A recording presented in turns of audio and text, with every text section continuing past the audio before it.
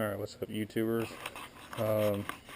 Someone asked me to do a comparison video of my Stage 3 and my Shelby 2010 Stage 3 and my 2013 Shelby GT500. So I figured I would go ahead and make a little quick video. Well, I'll start with the two obvious things, is the engine size. The 2010 Stage 3 has got the 4.6 liter forged V8 motor in it, and the 2013 Shelby has a 5.8 liter forged motor in it. They're both running the TVS R2300 supercharger. This one came stock with 52 pound injectors, pushing 15 pounds of boost, two GT500 fuel pumps, and it's got a suspension system on it set up for the track pretty much, and it's got a short throw shifter with the it's a long short throw shifter, which I like. So the boost gauge they put on the side there, speedometer only reads 140 on it, so it's a little dirty right now, so I don't mind, but I'm just making a quick video comparison of it. The brakes on it, I think the front are, I don't know what the front brakes are on it, but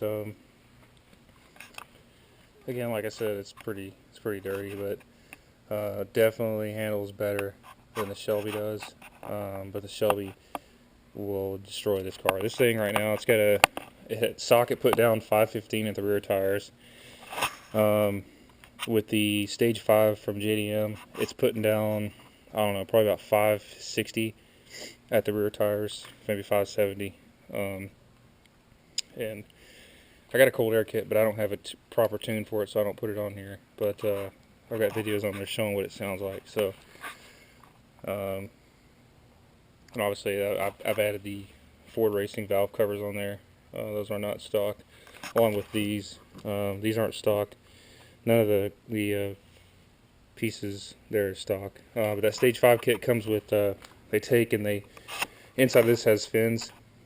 They cut the fins out, smooth it all down, and then it's got an Edelbrock mass airflow sensor, 60 pound fuel injectors, and then the Ford Racing 65 millimeter cold reject throttle body, and a smaller pulley. It's supposed to come with a 2.6 inch pulley, but the manufacturer that they got their pulleys from no longer sells them or makes them, so I had to find one from another, or they sent me one that they had. It was like a 2.7 inch pulley. So I'm probably running like 18 pounds of boost, so, which kind of sucks. But I got plans for this next year. I want to take this motor out, and I'm going to put heads, ported heads, cams, long tube headers, and see what it'll get then. So we'll move on to the Shelby.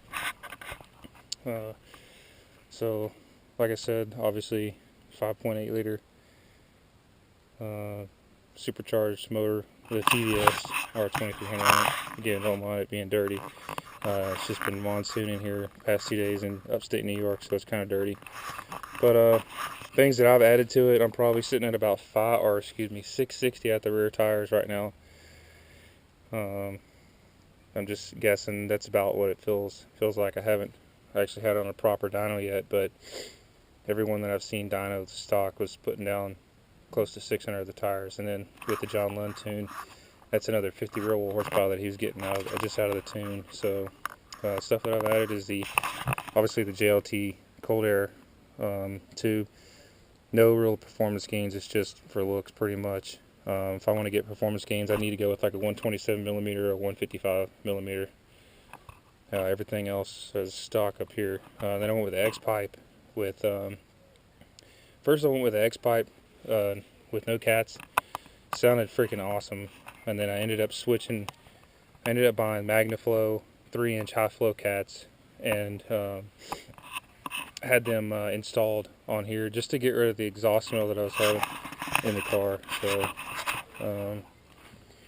it sounds pretty awesome. So big changes in the inside. Speedometer reads 220. Obviously, I had it up to about 190 on the track. This car is just an absolute animal. Next year, I plan on putting 4-liter Whipple on here or something else. Getting some bigger meat on the back of this tires, man. The back of this car, it needs it. I mean, this thing just second gear.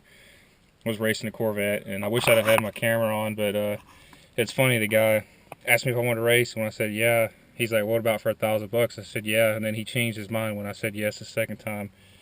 Started talking about cops finding us and all this other stuff, and you know, I knew a perfect place for us to go race, but he wasn't having it. So, but another differences on this was obviously it's got the Bilstein adjustable shocks. So the Bilstein adjustable shocks on it. It's got a one-piece carbon fiber drive shaft. Massive brakes on the back and on the front. It talked about brake fade on this thing. I haven't noticed any brake fade, but I haven't been consistently using the brakes for stopping on it. But you know, I think if I do end up tracking the car, I'll get upgraded brakes for it. So again, that's really the big differences in these two cars. I mean, this one, the Roush, is obviously more of a, I would say it's more of a track car. It doesn't have quite the power as the Shelby. It definitely makes more power than my 2012 Shelby did. It would destroy the 2012 Shelby. As not only is it lighter, it just made more power stock than the Shelby did. I had to put a 2.6-inch pulley with the Metco 90mm idler, a tune, and the X pipe just to have it compete with this Roush. But this 13 is a different story. It's a complete monster. So, anyways, I got a video I'm gonna put up with the no X pipe, or X pipe with no cats, and then I just put the MagnaFlow on. So we're gonna go drive and see how it sounds with that. So I hope this helps people out.